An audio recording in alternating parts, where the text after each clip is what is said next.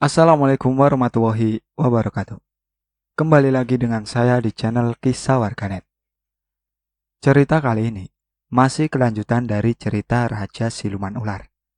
Tak usah lama-lama, kita ke ceritanya. Box kaca bayi itu diletakkan di mobil bagian belakang, sedangkan istri Randi berada di bangku tengah bersama sang ibu. Tak lama, bidan pemilik rumah bersalin mengatakan, "Bayi ini bayi kalian, dia terlahir istimewa, rawat dan jaga dia," ucap sang bidan memeluk istri Randi, lalu melambaikan tangannya. Randi pun bergegas menjalankan mobilnya menuju rumah sang mertua. Mereka sudah memutuskan tinggal bersama mertua, yaitu keluarga dari sang istri. Itu keputusan yang mereka ambil saat pasca melahirkan. Tak berapa lama mereka tiba di rumah sang ibunda. Dengan perlahan-lahan turun dari mobil, Randi memapa sang istri, membawanya ke kamar di mana sang istri tempati sebelum menikah. Sedangkan sang ibu mengeluarkan barang-barang bawaan mereka dari klinik tadi. Setelah membantu istrinya, Randi membuka pintu mobil bagian belakang, lalu mengeluarkan box kaca bayinya. Bayi mungil dengan tatapan mata berwarna coklat membuat Randi meneteskan air mata melihat keadaan sang anak. Randi bergegas membawa box kaca bayinya menuju kamar sang istri. Namun saat ia baru akan membuka pintu kamar sang istri, sang bapak mertua berkata dengan suara keras dan marah, "Kenapa kau bawa pulang bayi sialan itu?" ucap Pak Usep dengan emosi. "Dia anakku, Pak. Anak yang terlahir dari rahim anakmu juga," jawab Randi. "Bawa pergi bayi itu, dia bukan cucuku," ucap Pak Usep. "Baik, kalau Bapak tak menerima bayi ini, maka saya juga akan membawa istri saya pulang. Kami tak akan tinggal di sini. Biar kami rawat bayi ini," ucap Randi dengan lantang. "Ya Allah, Pak, istighfar, Pak. Ini semua kesalahanmu. Ingat, beberapa minggu lalu dirimu membakar seekor ular besar yang tak berdaya. Kau bakar hidup-hidup. Ini karma dari perbuatanmu. Sudah aku beritahu, jangan melakukan hal-hal aneh. Saat itu anak kita sedang hamil tua. Kau lupa akan ucapanku sesaat kau keluar rumah hendak melihat ular besar itu," ucap istri Pak Usep sambil berlinang air mata. Pak Usep hanya tertunduk saat ia melihat ke arah bayi mungil setengah ular itu yang sedang memainkan ekor panjangnya. Randi pun kembali mendorong box kaca bayi itu menuju mobilnya, lalu meletakkan di bagian belakang mobil. Dari balik kaca box bayi itu, Randi berkata ke sang anak, "Papa akan merawatmu, nak. Apapun yang terjadi, kau anak papa. Mari kita hidup bersama hingga kau kelak besar. Papa menyayangimu," ucap Randi sambil meneteskan air mata. Namun terdengar suara di belakang Randi. "Mas, maaf. Maafkan aku tak bisa ikut membesarkan bayi itu. Aku terlalu takut," ucap sang istri sambil menangis. "Apa maksudmu, Mah?" ucap Randi berbalik menghadap sang istri. "Bawa bayi itu menjauh dariku dan rumah tangga kita. Cukup sampai di sini. Aku malu akan aibku," ucap sang istri. Mendengar hal itu membuat Randi semakin murka. Amarah yang belum mereda saat mendengar ucapan bapak mertuanya tadi. Kini sang istri pun tak mau mengakui anaknya dan lebih memilih berpisah dari Randi serta sang bayi. "Baiklah, bila itu keputusanmu, aku turuti. Ternyata sifatmu sama dengan bapakmu. Disaksikan di depan orang tuamu itu, kutalak kau," ucap Randi berapi-api melihat kedua orang tua Randi yang berdiri di depan pintu rumah itu. Sang ibu yang mendengar hal itu terkejut, lalu berlari menghampiri Randi yang hendak pergi. Saat berlari itu, sang ibu berkata kepada anak dan suami, "Sungguh kalian tak punya hati. Randi, biar ibu membantu juga merawat bayimu. Ibu sebagai nenek menerima keadaannya apapun itu, ucap sang ibu mertua, ikut naik ke dalam mobil Randi. Sedangkan sang suami serta anaknya hanya melihat kepergian sang istri dan menantunya dengan amarah berbeda. Dengan istri Randi, ia terduduk lemas, menyesal tindakannya. "Bu, kenapa ibu ikut bersamaku?" ucap Randi ke sang mertua perempuannya. "Ibu ingin merawat bayi itu bersamamu, karena ibu tahu kau tak memiliki siapa-siapa lagi. Kita rawat bayi itu bersama-sama," ucap sang ibu mertua. "Bismillahirrahmanirrahim ya bu, kita rawat sama-sama," ucap Randi ke sang ibu, sambil terus menjalankan mobilnya menuju rumah yang dulu ia dan istrinya tempati. Tak ada yang tahu akan keadaan bayi Randi, baik tetangga maupun sanak saudaranya, dan penghuni kompleks di mana Randi tinggal, yang kini membawa bayi tersebut. Singkat cerita, sebulan setelah dilahirkan bayi itu, masih dalam keadaan yang sama. Bahkan kini bentuk badannya sudah semakin besar, tak muat lagi berada di dalam pok kaca tersebut. Sehingga Randi membuat pok kaca yang lebih besar dan meletakkan di kamar Randi. Sama saat pertama kali pok bayi itu datang ke rumah Randi, berada di kamarnya. Dengan penuh kasih sayang, Randi serta sang ibu mertua merawat bayi setengah ular itu. Namun berbeda dengan sang istri Randi, yang tak sekalipun menengok sang anak, bahkan sudah bisa dikatakan tak menganggap anak itu anaknya. Randi hanya memberikan susu formula ke bayinya. Hanya itu yang membuat sang bayi kenyang dan tenang. Saat bayi itu merasa lapar atau haus, bisa terlihat dari gerak-gerik ekornya yang tak nyaman bergerak ke sana ke sini, dan bayi itu hanya meneteskan air mata, tak mengeluarkan suara tangisannya. Bayi cantik, mata coklat terang, berkulit putih kemerahan. Begitu membuat siapapun yang memandang dibuat menggemaskan. Namun berbeda saat melihat bagian tubuh bayi itu, dari perut hingga ke kaki, bentuknya membuat terkejut. Ditambah kini semakin membesar, memiliki warna yang menjadi ciri khas seekor ular. "Sungguh malang nasibmu nak, Papa tak akan pernah meninggalkanmu," ucap Randi setiap kali memandang wajah sang bayi cantiknya saat terlelap. Dalam sholatnya Randi selalu berdoa, memberikan petunjuk atas jawaban keadaan sang anaknya, harus seperti apa kelak sang anak. "Ya Allah, bila ini qadarullah-Mu, aku terima kehendak-Mu, keadaan anak hamba. Mohon petunjuk-Mu, apa yang akan hamba lakukan kelak ia dewasa nanti. Tunjukkan jalan keluar dari segala permasalahan hamba ya Allah." Untai doa yang tersemat dalam setiap malam di tengah kesunyian, berharap dan hanya memohon kepada Allah semata. Tepat 2 bulan usia anak Randi yang kini tumbuh semakin besar, wajah nan cantik pun semakin terlihat. Namun tepat di malam itu juga, bulan purnama bersinar terang di balik jendela kamar Randi malam itu. Sedangkan Randi tidur dalam lelap karena lelah bekerja seharian.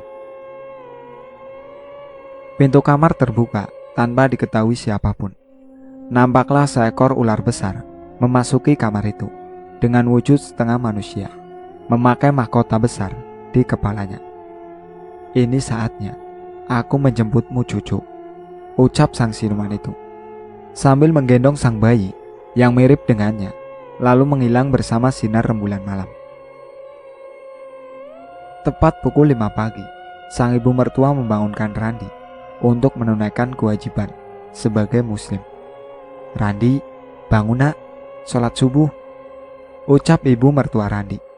Dengan mata masih setengah terbuka, Randi bangun dan menjawab perkataan sang ibu. "Iya bu." Lalu ia berjalan menuju kamar mandi untuk mandi dan berwudu, lalu sholat. Setelah sholat, ia menghampiri box bayi besar milik sang anak.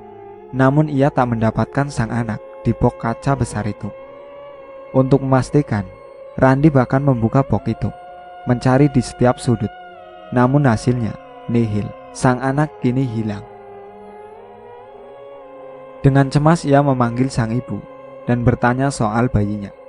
Sang ibu justru terkejut saat Randi berkata, "Bu, di mana anakku, Bu? Kenapa tak ada di boxnya?" Mendengar pertanyaan Randi, membuat sang ibu berlari ke kamar Randi untuk membuktikan ucapan Randi. Alangkah terkejutnya, sang ibu tak mendapatkan cucunya di sana. Ia berpikir sejenak, lalu mengajak Randi ke rumah lama sang ibu. Ia berpikir ini pasti ulah sang suami, yaitu Pak Usep. Mereka pun bergegas menuju rumah Pak Usep. Tak berapa lama pun mereka tiba. "Assalamualaikum, Pak." "Pak," ucap istri Pak Usep. "Waalaikumsalam." "Ibu, Mas Randi," ucap istri Randi yang saat itu membuka pintu rumah. "Di mana bapakmu, Nak? Di mana dia?" tanya sang ibu. "Ada apa kau mencariku?" jawab Pak Usep, yang baru saja datang bersama Pak Usup, tokoh masyarakat kampung tersebut. "Pak, kembalikan. Tolong kembalikan bayiku, Pak," ucap Randi memohon. "Apa maksudmu? Aku tak tahu soal bayimu. Justru aku bertanya, kenapa kamu tak membawa bayimu?"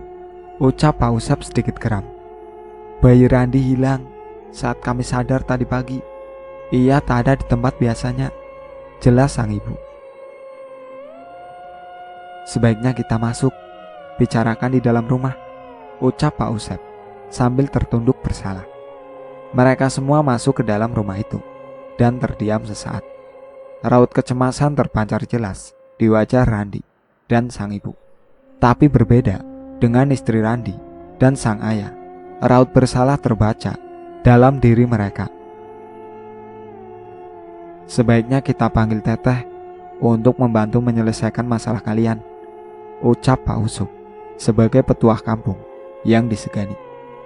"Teteh itu siapa, Pak? Di mana dia tinggal? Terus harus gimana agar dia membantu kita?" ucap Randi ke Pak Usup. "Kalian cukup sediakan sepiring singkong rebus kesukaannya saat ia kesini nanti," ucap Pak Usup sambil memejamkan matanya.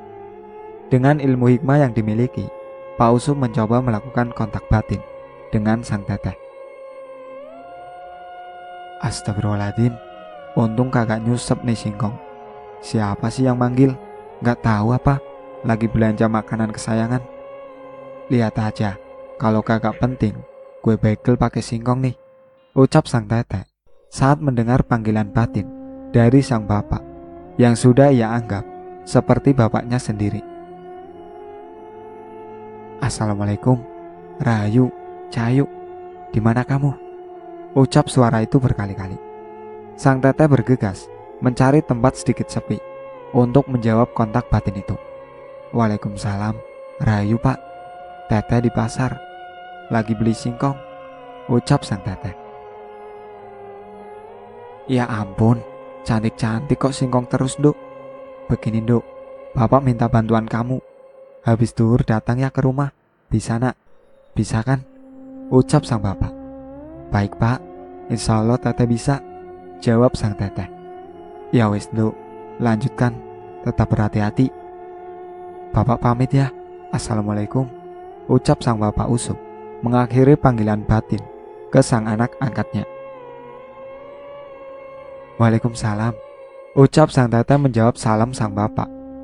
Lalu sang teteh mengusapkan kedua telapak tangannya ke wajah sambil membaca doa. Ada teteh. Tolong teteh, tolong aku. Baru aja metong tuh tubuhku aur-auran di rel kereta," ucap sosok pemuda tak berbentuk itu. "Udah Mas Bro, terima nasib aja. Qadarullah dirimu begitu. Siapa tahu aku jauh lebih buruk darimu." Teteh hanya bisa mendoakan, semoga Allah memberikan tempat terindah di sisinya untukmu, Bro, ucap sang teteh meninggalkan sosok demit itu. Singkat cerita, tepat pukul 2 siang, teteh berkunjung ke rumah sang bapak angkatnya, memenuhi janjinya ke Pak Usup. "Assalamualaikum, Pak," ucap sang teteh saat tiba di depan pintu rumah Pak Usup. Namun saat hendak mengetuk pintu, teteh melihat di sebelah kanan rumah Pak Usup ada sosok anak kecil yang berada tepat tak jauh dari rumah Pak Usup. Berbentuk setengah ular itu berdiri di pagar rumah yang ia ketahui rumah Pak Usep. Sosok itu terus memandangi rumah itu dengan tatapan sedih. Waalaikumsalam. Ya Allah teteh, udah lama gak main kesini, ayo masuk, ucap sang adik angkat perempuannya, yaitu anak Pak Usup, bernama Naila. Mendengar hal itu seketika teteh kaget, berjalan masuk ke dalam rumah sambil bertanya-tanya. Mikirin apa teh? Sampai bengong gitu, ucap Pak Usup yang datang dari arah dalam rumah. Itu tadi ada sosok anak kecil yang berdiri di pagar rumah Pak Usep, ucap sang teteh. Ternyata dia sendiri yang memilikimu untuk menolongnya, ucap Pak Usup sambil menghisap sebatang rokok kretek yang ia buat sendiri. Ada apa sebenarnya Pak sama kampung ini? Kok awas dari teteh datang gak enak banget? Tanya sang teteh kepada Pak Usup. Ada hal yang fatal yang terjadi di kampung ini. Yaitulah satu warga sini membakar seekor ular besar. Saat ular itu tak berdaya hidupnya, jelas Pak Usup sambil mengepulkan asap rokoknya. Innalillahi, sejahat itukah? Bukankah itu larangan terbesar kampung ini? Jangankan membunuh, memukul ular yang hanya melintas saja, tidak boleh kan? Cukup dengan menyingkirkan dengan kayu, ular itu juga tidak akan membahayakan penduduk kampung sini, karena sesuai perjanjian terdahulu Pak, ucap sang teteh dengan santunnya. Benar teteh, bahkan teteh sendiri yang ikut andil melakukan perjanjian itu dengan beberapa tokoh ulama terdahulu sebelum kampung ini kami jadikan tempat tinggal, jelas Pak Usup kembali. Teteh bahkan lupa waktu itu sama siapa aja, balas sang teteh. Kebiasaan kalau berdua pasti gitu, lupaan mulu nih Lestari sama teteh nih, ucap Pak Usup yang mengenal betul seperti apa sang anak angkatnya. Teteh lah Pak, jawab sang teteh. Pak Usup pun menjelaskan semua ke sang teteh. Sungguh terkejut sang teteh mendengar ucapan sang bapak angkatnya, hanya meneteskan air mata, tak bisa berbuat apa-apa. Biarkan bayi Randi tinggal bersama kelompoknya. Kelak nanti kalau sudah besar, berharap tak seperti sang kakek kelakuannya. Bapak minta bantuanmu teh setelah hilangnya bayi Randi.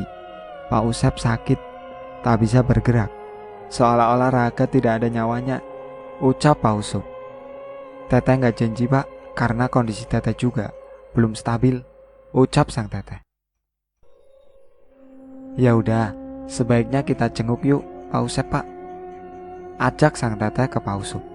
Ya ayo, kebetulan Bapak juga mau baurin ini, ucap Pak Usup menunjukkan daun sirih yang sudah dia bacakan doa. Mereka berjalan menuju rumah Pak Usep. Saat tiba tepat di depan rumahnya, seekor ular besar sedang merayap memasuki rumah itu. Astagfirullah, itu ular teh, ucap Pak Usup kaget melihat ular besar telah di hadapannya. Udah Pak, biarin, dia cuma lagi mau berkunjung, ucap sang teteh. Ya Allah Pak, ya Allah. Suara teriakan dari dalam rumah Pak Usep terdengar. Bergegaslah Pak Usup serta sang teteh masuk ke dalam rumah tersebut. Memandang yang begitu sulit dipikir dengan nalar manusia, sekujur tubuh Pak Usep berubah menjadi sisik ular, ditambah bagian perut hingga kaki merapat layaknya akan membentuk ekor ular. Kedua mata berubah menjadi mata ular, bahkan lidahnya menjulur seperti ular. Innalillahi, apalagi yang terjadi kali ini kepada Pak Usep? Tak cukupkah sang siluman ular mengambil bayi Randi, ucap sang teteh dalam hati. Pak, tolong suami saya Pak, tolong, ucap sang istri Pak Usep. Randi serta istrinya hanya bisa terdiam melihat hal itu. Mendengar suara tangisan sang istri Pak Usep, para tetangga pun hadir ke rumah mereka untuk melihat apa yang terjadi. Semua yang melihat keadaan Pak Usep bergidik ngeri. Sang teteh lalu bergegas izin ke rumah Pak Usup untuk berwudu, lalu kembali lagi ke rumah Pak Usep. Begitupun Pak Usup. memerintah beberapa warga untuk melakukan pembacaan Yasin untuk Pak Usep. Sedangkan Pak Usup dan Sang Tetek mulai melakukan perjalanan spiritual untuk mencari tahu apa yang terjadi. Mereka berdua tibalah di sebuah tempat yang berada di pinggir kampung itu, yang dipenuhi pepohonan tinggi serta rawa-rawa. "Salam Rahayu, Raja Langga," ucap Sang Tetek dan Pak Usup bersamaan. "Salam Rahayu Teh, kedatangan kalian memang sedang kutunggu," ucap Raja Siluman itu bernama Langga. "Baik, kalau begitu Paduka Raja sudah tahu kedatangan kami bukan? Kami ingin Paduka memaafkan kesalahan Pak Usep dan mengembalikan bayi Randi," ucap Sang Tetek santun, diangguki juga oleh Pak Usup.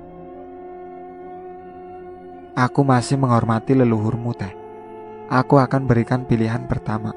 Aku kembalikan bayi itu, serta aku kembalikan wujud asli, seperti layaknya bayi manusia, asalkan Pak Usep menjadi gantinya.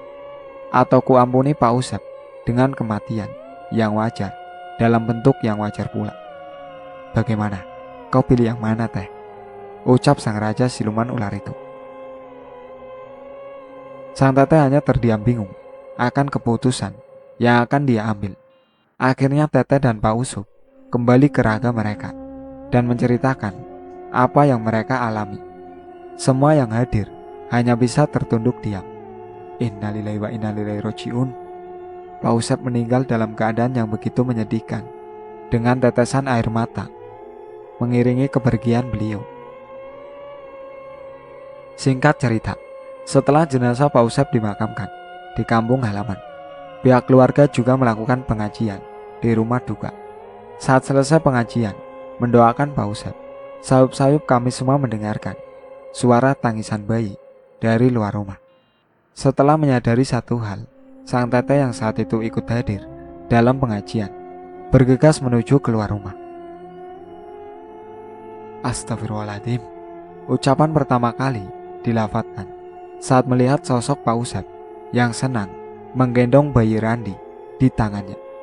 Bayi yang kini wujudnya layaknya bayi normal, memiliki kedua kaki, kulitnya putih kemerahan, serta tangisan yang nyaring keluar dari mulut mungilnya. "Ini bayi Randi Teh, biarkan aku menebus kesalahan dan kesombonganku," ucap sosok Pak Usep yang kini sekujur tubuh bersisik. Tak jauh dari situ, ada sosok ular besar berkepala manusia tersenyum kepada Sang Tetek. Bayi mungil nan cantik kini kembali kepada kedua orang tuanya, namun tidak dengan Pak Usep yang harus menanggung semua kesalahan, menjadi budak di negeri Raja Ular Siluman hingga kini. Randi pun kembali rujuk dengan sang istri dan hidup bahagia dengan sang ibu yang ikut tinggal bersama Randi dan istrinya. Siapa yang menanam, dialah yang menuai. Setiap kebaikan atau keburukan yang kita lakukan, pasti ada balasnya sekecil apapun itu. Sekian cerita dari saya. Semoga cerita ini memberikan sedikit ilmu kebaikan. Itulah akhir cerita dari Raja Siluman Ular. Sekian dari saya. Wassalamualaikum warahmatullahi wabarakatuh. Jangan lupa like, komen, dan subscribe channel ini.